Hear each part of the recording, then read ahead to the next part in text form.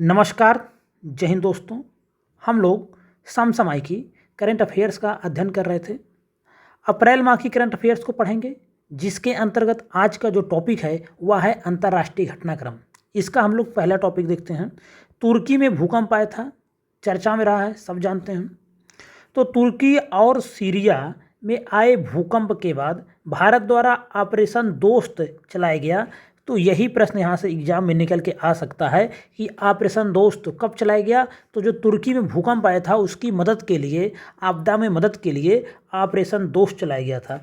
भारतीय सेना ने तुर्की के हटे प्रांत के इस्केंड्रन में एक फील्ड अस्पताल स्थापित किया। फील्ड अस्पताल में भूकंप से प्रभावित लोगों का इलाज किया गया। तो याद रखेंगे, ऑपरेशन दोस्त महत्वपूर्ण हो सकता है एग्जाम के दृष्टिकोण से। उसके बाद हम लोग बात करेंगे अक्साई चीन क्षेत्र में एक नई रेलवे लाइन। अक्साई चीन क्षेत्र में एक नई रेलवे लाइन, चीनी सरकार अक्साई चीन क्षेत्र में एक नई रेलवे लाइन बनाने की योजना बना रही है। यह लाइन पैगोंग झील तक वास्तविक नियंत्रण रेखा के करीब से गुजरेगी। तो यहाँ पे जो महत्वपूर्ण है पैंगोंग झील, उसको याद रखेंगे, लद्दाख में स्थित है। और अक्साई चीन के द्वारा ऑक्युपाइड भारत का क्षेत्र है, इसको जानते रहिए। यह चीनी रेलवे लाइन अक्साई चीन में भारत से सटे वास्तविक नियंत्रण रेखा एलएसी के पास से होकर गुजरेगी। तो और यह चीन की जो महत्वाकांक्षी रेलवे लाइन है, सिजियांग और तिब्बत को जोड़ेगी। तो इसमें कोई बहुत महत्वपूर्ण फैक्ट नहीं है, सिर्फ इतना जानते रहिए पैगोंग झील, यहाँ से प्रश्न आपको देखने को मिल सकता है, मिलाने को आ सकता है। अगर 4 झील दे दिए 4 राज्यों का, तो पैगोंग झील जानते रहिए, इसमें यही महत्वपूर्ण है। बाकी अक्साई चीन क्षेत्र में बहुत सारी घटनाएं घटती रहती हैं, कोई महत्वपूर्ण प्रश्न बनने की यहाँ संभावना नहीं है। लेकिन पैगोंग झील, अगर झीलों से प्रश्न आता है तो जो वर्तमान में चर्चित झीलें हैं उन्हीं झीलों को आपको देखना रहेगा। पैगोंग झील बहुत चर्चा में रही हाल के दिनों में, तो इसको देखते रहेंगे, लद्दाख में स्थित है। आगे हम लोग बात करेंगे यूनेस्को की विश्व धरोहर सूची में यूक्रेन का ओडेसा। यूनेस्को की विश्व धरोहर सूची में यूक्रेन का ओडेसा। संयुक्त राष्ट्र के शैक्षिक, वैज्ञानिक एवं सांस्कृतिक संगठन यूनेस्को की विश्व विरासत सूची में यूक्रेन के ऐतिहासिक बंदरगाह शहर ओडेसा को शामिल किया गया। ओडेसा बहुत चर्चाओं में रहा, जब से रूस ने अटैक किया है यूक्रेन पे, बार बार ओडेसा पे कब्जा को लेकर प्रयास किया जा रहा है, क्योंकि बंदरगाह सिटी है। ओडेसा काला सागर के तट पर अवस्थित बंदरगाह है। यूनेस्को के विश्व विरासत सूची में ओडेसा के शामिल होने से इसके संरक्षण के लिए तकनीकी और वित्तीय अंतर्राष्ट्रीय सहायता प्राप्त हो सकेगी। तो इतना याद रखिए कि हाल ही में यूक्रेन के किस शहर को विश्व धरोहर सूची, यूनेस्को की विश्व धरोहर सूची में शामिल किया गया, तो वह शहर है ओडेसा का, पोर्ट सिटी है, याद रखेंगे। और यह काला सागर के तट पर स्थित है, इसको भी याद रखेंगे। बात करेंगे यूनेस्को के बारे में। अगर यूनेस्को, तो यह संयुक्त राष्ट्र की एक विशेष एजेंसी है। यह शिक्षा, विज्ञान एवं संस्कृति के क्षेत्र में अंतर्राष्ट्रीय सहयोग के माध्यम से शांति स्थापित करने का प्रयास करती है। यूनेस्को का गठन पूछ लिया जा सकता है, तो 16 नवंबर 1945 को हुआ था। यूनेस्को कब बना? 16 नवंबर 1945 को यूनेस्को इस्टेब्लिश हुआ, याद रखेंगे ये फैक्ट। इसका मुख्यालय जानते रहेंगे। वर्तमान में विश्व में कुल 897 सांस्कृतिक, 218 प्राकृतिक और 39 मिश्रित यूनेस्को धरोहर स्थल है। यूनेस्को के मुख्यालय के बारे में बात करें तो इसका मुख्यालय कहाँ स्थित है? पेरिस में स्थित है, यह भी याद रखेंगे। हेडक्वार्टर जो है यूनेस्को का वह कहाँ स्थित है? पेरिस में स्थित है, यह भी याद रखेंगे, फ्रांस की राजधानी है। उसके बाद हम बात करेंगे अगर कुछ और महत्वपूर्ण, अगर हम भारत के बारे में बात करें तो भारत में ऐसी 40 धरोहर हैं जिनको यूनेस्को की विश्व धरोहर सूची में शामिल किया गया। 40 ऐसे स्थल हैं, याद रखेंगे। मारबर्ग वायरस के बारे में बात करेंगे। इक्वेटोरियल गिनी सहित अफ्रीका के कई देशों में मारबर्ग वायरस तेजी से फैल रहा है, जिसको लेकर WHO ने आपात बैठक बुलाई है। तो मारबर्ग वायरस कहाँ फैल रहा है? अफ्रीकी महाद्वीप में, और विशेषकर इक्वेटोरियल गिनी। कोई बहुत महत्वपूर्ण नहीं है, यह इबोला वायरस के परिवार से ही संबंधित वायरस है। तो यहाँ से अगर प्रश्न बनता है तो स्टेटमेंट बेस्ड प्रश्न बन भी सकता है कि यह इबोला वायरस के परिवार से संबंधित है, कथन एक, और यह अफ्रीकी महाद्वीप में फैल रहा है, इक्वेटोरियल गिनी जैसे कुछ देशों में। तो दोनों लाइन इसको याद रखेंगे। इंसानों में ये वायरस चमगादड़ से पहुंचा है, ये भी याद रखेंगे। मारबर्ग वायरस अफ्रीकी महाद्वीप में, विशेष रूप से इक्वेटोरियल गिनी, और यह इंसान वायरस जो होता है इंसानों में चमगादड़ से पहुंचता है, और साथ में इबोला वायरस के परिवार का यह है, इसको याद रखेंगे। उसके बाद हम देखेंगे श्री कटास राज मंदिर। पाकिस्तान उच्चायोग ने पंजाब प्रांत के, ये जो पाकिस्तान वाले कब्जे वाला पंजाब है, पंजाब जो पाकिस्तान में पंजाब है, चकवाल जिले में 12 से 22 फरवरी 2023 के भी श्री कटास राज मंदिर के दर्शन के लिए भारत के 114 हिंदू तीर्थयात्रियों के समूह को वीजा जारी किया है। तो कटास राज मंदिर कहाँ है? पाकिस्तान वाले पंजाब में स्थित है, पंजाब में स्थित है पाकिस्तान में। धार्मिक स्थलों को लेकर वर्ष 1974 के द्विपक्षीय प्रोटोकॉल के तहत हिंदू तीर्थयात्रियों को श्री कटास राज मंदिर की यात्रा कराई जा रही है। मौर्य वंश के शासनकाल में इस स्थान पर सम्राट अशोक ने बौद्ध स्तूप भी बनवाया था। चीनी यात्री फाहियान ने भी अपने यात्रा वृत्तांतों में इस स्थान का उल्लेख किया है। तो यह सब थोड़ा देख लेंगे। मौर्य वंश के शासनकाल में इस स्थान पे कहाँ पे, जहाँ पे कटास राज मंदिर है पाकिस्तानी पंजाब में, वहाँ पे अशोक ने बौद्ध स्तूप बनवाया था। यह लाइन भी याद रखेंगे। कटास राज मंदिर के बारे में बात करें तो पंजाब प्रांत के उत्तरी भाग में नमककोह पर्वत श्रृंखला में स्थित हिंदुओं का प्रसिद्ध तीर्थ स्थान है। एक जो पर्वत श्रृंखला है इस पर भी ध्यान बना लेंगे। नमककोह पर्वत श्रृंखला पाकिस्तान में स्थित है, यह भी याद रखेंगे। कौन सा पर्वत श्रृंखला? नमककोह पर्वत श्रृंखला, ये भी ध्यान दे लेंगे, पूछा जा सकता है। मान लीजिए पूछ ही लिया, कोई भरोसा थोड़ी ना क्या पूछ लेगा। तो नमककोह पर्वत श्रृंखला कहाँ है? पाकिस्तान में। विश्व बैंक के प्रमुख रहे हैं डेविड मालपास, इस्तीफा इनका हो गया है, याद रखेंगे। मान लीजिए डेविड मालपास के बारे में आई जाए तो किसके अध्यक्ष थे, किसके प्रमुख थे और इस्तीफा दे दिया? तो विश्व बैंक के प्रमुख थे और इन्होंने इस्तीफा दे दिया है। विश्व बैंक के प्रमुख को पारंपरिक रूप से अमेरिका नामित करता है, जबकि अंतर्राष्ट्रीय मुद्रा कोष के जो प्रमुख होंगे उनको यूरोपीय देश नामित करते हैं। तो याद रखेंगे जो विश्व बैंक के प्रमुख होते हैं उनको पारंपरिक रूप से अमेरिका नामित करता है, जबकि IMF के प्रमुख को यूरोप नामित करता है। विश्व बैंक के बारे में बात करेंगे तो विश्व बैंक का जो मुख्य उद्देश्य है सदस्य राष्ट्रों को पुनर्निर्माण और विकास के कार्यों में आर्थिक सहायता देना है। मुख्यालय की बात करें वाशिंगटन DC में, स्थापना 1944 में की गई। तो इतना फैक्ट इसमें याद रखेंगे, स्थापना 1944 में, मुख्यालय वाशिंगटन DC में, उद्देश्य सदस्य राष्ट्रों को पुनर्निर्माण और विकास के कार्यों के लिए आर्थिक सहायता देना। स्पेन में मासिक धर्म की छुट्टी। स्पेन की सरकार ने महिलाओं को मासिक धर्म की छुट्टी प्रदान करने वाले एक कानून को मंजूरी दी, जो किसी यूरोपीय देश में पहली बार है। तो महत्वपूर्ण भी हो सकता है कि हाल ही में किसी यूरोपीय देश ने मासिक धर्म या पीरियड के लिए छुट्टी प्रदान की है। तो किया है किसने? स्पेन। हालांकि ये काम तो ठीक ही किया है स्पेन ने। मासिक धर्म की छुट्टी प्रदान करने वाले अन्य देशों के बारे में बात करें तो ऐसे 5 और देश हैं दुनिया में, जहाँ इंडोनेशिया है, दक्षिण कोरिया है, जाम्बिया है, जापान है, ताइवान है। तो अब मासिक धर्म में स्पेन में भी छुट्टी मिलेगी। एक प्रश्न बन सकता है, इस तरह के अनएक्सपेक्टेड प्रश्न एग्जाम में देखे गए हैं, तो इसको ध्यान दे लेंगे कि कौन सा यूरोपीय देश हाल ही में किया है। तो स्पेन ने ऐसा किया है। आगे बात करेंगे। कतर ने भारत के फ्रोजन सी फूड से प्रतिबंध हटा लिया है। कतर ने भारत के फ्रोजन सी फूड से प्रतिबंध हटा दिया है। इसके बारे में देख लेते हैं, कोई बहुत महत्वपूर्ण नहीं है। तो 18 फरवरी 2023 को कतर ने भारत से फ्रोजन सी फूड के आयात पर वर्ष 2022 से लगाए गए प्रतिबंध को हटा लिया है। भारत से कतर में निर्यात की गई फ्रोजन सी फूड में विब्रियो हैजा बैक्टीरिया का पता चला था, इसके बाद प्रतिबंध लगा दिया गया था। चिल्ड सी फूड के निर्यात पर प्रतिबंध जारी रहेगा। तो जो फ्रोजन सी फूड होता है उस पर तो प्रतिबंध हटा दिया, लेकिन जो चिल्ड सी फूड होता है इसके निर्यात पर प्रतिबंध जारी रहेगा। फ्रोजन सी फूड क्या होते हैं? इनको -20 डिग्री पर स्टोर किया जाता है, जबकि जो चिल्ड सी फूड होते हैं इनको 3 से 4 डिग्री सेल्सियस पर स्टोर किया जाता है।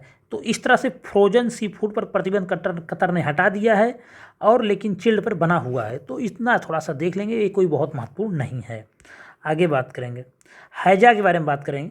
हैजा रोग विब्रियो हैजा बैक्टीरिया के कारण होता है। हैजा के जीवाणु आमतौर पर पानी या भोजन में पाए जाते हैं जो मल द्वारा दूषित किया गया होता है। तो हैजा रोग याद रखेंगे बैक्टीरिया जनित रोग है, साइंस में प्रश्न बन सकता है। उसके बाद हम देखेंगे भारत और गुयाना के बीच हवाई समझौता हुआ। तो ऐसे तो बहुत सारे देशों के बीच समझौता होता रहता है। हम बात करेंगे अंतर्राष्ट्रीय नागर विमानन संगठन आईसीएओ को 1944 में शिकागो कन्वेंशन द्वारा विश्व भर में नागरिक उड्डयन के सुरक्षित और व्यवस्थित विकास को बढ़ावा देने के लिए बनाया गया था। तो इसको देख लेंगे, अंतर्राष्ट्रीय नागर विमानन संगठन, वैसे भी इसके बारे में जानते रहेंगे, स्थापना 1944 में हुई थी। अंतर्राष्ट्रीय नागर विमानन कन्वेंशन शिकागो, यह क्या था, 7 दिसंबर 1944 को 52 राष्ट्रों द्वारा हस्ताक्षर किया गया था। अंतर्राष्ट्रीय नागर विमानन कन्वेंशन या शिकागो कन्वेंशन अगर पूछ लिया जाए किससे संबंधित है, तो यह अंतर्राष्ट्रीय नागरिक विमानों के फैलाव के कैसे कि एक देश से दूसरे से सुरक्षित यातायात तो विमान से, उससे संबंधित है शिकागो कन्वेंशन। न्यू स्टार्ट परमाणु संधि से रूस का निलंबन। रूस ने अब देख ही रहे कितना तनाव है इस समय रूस अमेरिका को लेके। रूस ने अमेरिका के साथ परमाणु हथियार नियंत्रण के लिए न्यू स्टार्ट संधि में भागीदारी को निलंबित करने का निर्णय लिया। वर्ष 2010 में अमेरिका के तत्कालीन राष्ट्रपति बराक ओबामा और रूस के तत्कालीन राष्ट्रपति दिमित्री मेदवेदेव ने इस समझौते पर हस्ताक्षर किया। तो प्रश्न बन सकता है कि न्यू स्टार्ट परमाणु संधि से हाल ही में कौन से देश ने अपने को निलंबित कर लिया। तो भाई ये रूस और अमेरिका के बीच ही हुई संधि है, या तो रूस करे या तो अमेरिका। तो रूस ने अभी कर लिया है। न्यू स्टार्ट संधि के तहत अमेरिका और रूस में कितनी मिसाइल तैयार स्थिति में होंगी, उनकी संख्या तय की गई थी। अब यह संधि का कोई मतलब नहीं रह जाएगा आने वाले दिनों में। न्यू स्टार्ट परमाणु संधि समझौते के अनुसार रूस और अमेरिका अधिकतम 1550 परमाणु मिसाइल, 700 लंबी रेंज की मिसाइल और बमर्स बिल्कुल तैयार स्थिति में रख सकते हैं। दोनों ही देश एक दूसरे की न्यूक्लियर साइट पर एक वर्ष में 18 दौरे कर सकते हैं, ताकि यह सुनिश्चित किया जा सके कहीं कोई देश समझौते का उल्लंघन नहीं कर रहा है। तो 18 बार ये लोग एक दूसरे के न्यूक्लियर प्लांटों में जा सकते थे, न्यूक्लियर साइट्स में। और ये 2010 में इस पर समझौता हुआ था। तो ये इतना कोई महत्वपूर्ण नहीं है। न्यू स्टार्ट संधि 2010 में बनी थी और रूस और अमेरिका से इसका संबंध, इतना याद रखेंगे। भारत मंगोलिया संयुक्त कार्य समूह की बैठक, इसको छोड़ देंगे, ऐसे बहुत सारे देशों के बीच में बैठक होती रहती है। एक फैक्ट है, 2015 में रणनीतिक साझेदारी में अपग्रेड किया गया, तब मंगोलिया को एक्ट ईस्ट पॉलिसी का एक आवश्यक घटक घोषित किया गया। तो जो एक्ट ईस्ट पॉलिसी 2014 में चली, उसी संबंध में 2015 में रणनीतिक साझेदारी में अपग्रेड किया गया, जब मंगोलिया को एक्ट ईस्ट पॉलिसी का एक आवश्यक घटक घोषित किया गया। तो इस फैक्ट को याद रखेंगे, मंगोलिया को 2015 में एक्ट ईस्ट पॉलिसी का एक आवश्यक घटक घोषित किया गया था। बात करेंगे 12वां विश्व हिंदी सम्मेलन फिजी में आयोजित किया, बहुत महत्वपूर्ण है, ये प्रश्न एग्जाम में आपको देखने को मिल सकता है। भारत सरकार के विदेश मंत्रालय द्वारा 15 से 17 फरवरी 2023 को 12वां विश्व हिंदी सम्मेलन का आयोजन फिजी में किया गया। कौन से मंत्रालय द्वारा किया गया? विदेश मंत्रालय द्वारा किया गया। कहाँ पे? फिजी में। उसके बाद अगर हम बात करें कुछ और इसमें महत्वपूर्ण फैक्ट हो सकता है, तो इस कार्यक्रम का आयोजन विदेश मंत्रालय, भारत सरकार और फिजी सरकार द्वारा किया गया। इस लाइन को देखेंगे। यह कार्यक्रम हिंदी को वैश्विक भाषा के रूप में बढ़ावा देने के लिए कार्य करेगा। पहली बार फिजी ने इस सम्मेलन की मेजबानी की। अंग्रेजी, फिजी और हिंदी फिजी की 3 आधिकारिक भाषाएं हैं और पहला विश्व हिंदी सम्मेलन 1975 में नागपुर में आयोजित किया गया। यह तो बार बार पूछा गया हुआ है। 5वां अंतर्राष्ट्रीय समुद्री संरक्षित क्षेत्र कांग्रेस, 5वीं अंतर्राष्ट्रीय समुद्री संरक्षित क्षेत्र कांग्रेस 3 से 9 फरवरी 2023 को वैंकूवर, कनाडा में संपन्न हुआ। कहाँ पे हुआ? कनाडा में हुआ। इसको भी याद कर लेंगे, देख लेंगे एक बार। 5वां अंतर्राष्ट्रीय समुद्री संरक्षित क्षेत्र कांग्रेस कहाँ पे हुई? तो यह हुआ वैंकूवर, कनाडा में। यह समुद्री संरक्षण लक्ष्यों को प्राप्त करने में वैश्विक सहयोग के महत्व पर जोर दिया। समुद्री संरक्षण लक्ष्यों को प्राप्त करने में वैश्विक सहयोग के महत्व पर इसमें जोर दिया गया। यह बैठक महत्वपूर्ण है क्योंकि वर्ष 2022 में आयोजित जैविक विविधता अभिसमय के पक्षकारों के 15वें सम्मेलन में वर्ष 2030 तक पृथ्वी की 30% भूमि और महासागरों की रक्षा करने हेतु राष्ट्रों में सहमति व्यक्त थी। तो यह बैठक इसलिए और महत्वपूर्ण थी क्योंकि वर्ष 2022 में आयोजित जो हुआ जैविक विविधता अभिसमय COP15 के पक्षकारों के 15वें सम्मेलन में वर्ष 2030 तक पृथ्वी की 30% भूमि और महासागरों की रक्षा करने हेतु राष्ट्रों ने सहमति व्यक्त की। एक UNFCCC का COP होता है जिसका 27 नंबर हो चुका है, और एक होता है जैविक विविधता अभिसमय, इसका COP बायोडाइवर्सिटी का जो कॉप होता है वो 15 नंबर का कॉप, उसी को कॉप 15 बोलते हैं। तो कॉप 15 और कॉप 27 इसमें अंतर जानते रहेंगे। कॉप 27 यूएनएफसीसी का है और बायोडाइवर्सिटी का है कॉप 15। IMPA इम्पैक्ट 5 परिणाम। इम्पैक्ट 5 एक वैश्विक मंच है। यह समुद्री संरक्षित क्षेत्रों पर सूचना साझा करने, संरक्षण के लिए प्रेरित करने और इस देश में कार्य करने के लिए महासागर संरक्षण और पेशेवरों और उच्च स्तरीय अधिकारियों को एक साथ लाता है। तो इम्पैक्ट 5 याद रखेंगे, ठीक है। इम्पैक्ट 5 किससे संबंधित है इसको याद रखेंगे। तो यह समुद्री संरक्षित क्षेत्रों पर सूचना साझा करने, संरक्षण के लिए प्रेरित करने और इस देश में कार्य करने के लिए महासागर संरक्षण पेशेवरों और उच्च स्तरीय अधिकारियों को एक साथ लाता है। समुद्री संरक्षित क्षेत्र के बारे में बात करें तो यह एक समुद्री संरक्षित क्षेत्र है जो अपने प्राकृतिक संसाधनों के सभी या कुछ हिस्से के लिए सुरक्षा प्रदान करता है। तो ये सब इतना कोई बहुत आपको देखने की आवश्यकता नहीं है। सबसे पहले तो आपको ये देखना है कि 5वां अंतर्राष्ट्रीय समुद्री संरक्षित क्षेत्र कांग्रेस कहाँ हुई, तो यह हुई वैंकूवर कनाडा में। इसको आपको याद रखना है। उसके बाद आपको याद रखना है कि यह बैठक कॉप 20 जो वर्ष 2022 में जैविक विविधता अभिसमय के पक्षकारों का कॉप 15 हुआ था, वह कहाँ हुआ था, वह भी कनाडा में हुआ था, ये भी याद रखना है। और इसमें वर्ष 2030 तक पृथ्वी की 30% भूमि और महासागरों की रक्षा करने हेतु राष्ट्रों ने सहमति व्यक्त की थी। यह फैक्ट याद रखना है। और इम्पैक्ट 5 परिणाम याद रखना है। यह क्या है, तो यह भी एक वैश्विक मंच है और यह समुद्री संरक्षित क्षेत्रों पर सूचना साझा करने, संरक्षण के लिए प्रेरित करने और देश में कार्य करने के लिए सभी उच्च अधिकारियों को एक साथ लाने का कार्य करता है। पेरू में बर्ड फ्लू से सैकड़ों सी लॉयन की मौत हो गई। H5N1 याद रखेंगे, बर्ड फ्लू से संबंधित होता है। दक्षिण अमेरिकी देश पेरू में पिछले कुछ दिनों में 585 सी लायन एवं 55,000 से ज़्यादा जंगली पक्षी H5N1 बर्ड फ्लू कारण मृत पाए गए।